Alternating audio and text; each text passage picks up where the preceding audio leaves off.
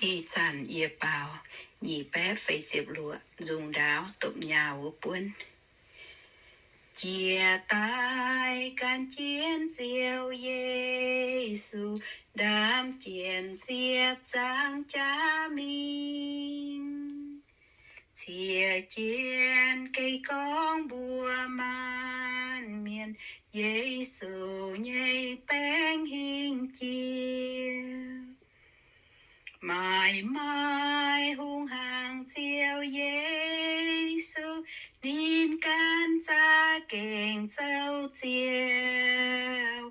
Lùng đĩa nhẹ yết dung yêu miền, tông hiểu liệp tháo chia tay.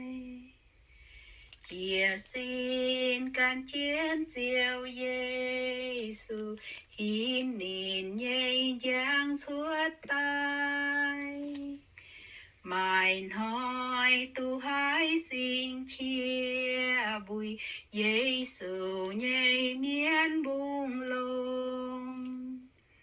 Ôi chú kinh hiểu chúa chiến diệu, bung chiến minh dịp Yesu. Vậy tu ye liu nhảy giang mạnh, mãi tùng ham kháo tu can. Dầu chiều Yesu nhảy bèn màn, thô chiều giang tía nhảy cha. Bà miên nhảy cha khao mai quần, mãi tùng ham kháo tu can.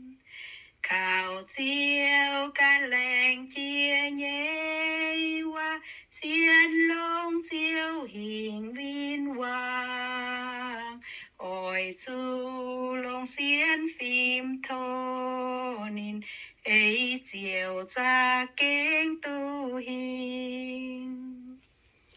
Dầu chiều Yesu nhảy bèn màn, bỏ cha nhảy chéo xếch dênh.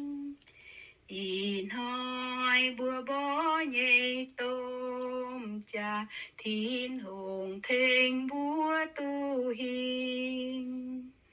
Hai tao hai hình chia xa tan, chiều tu hình chia nhây ninh.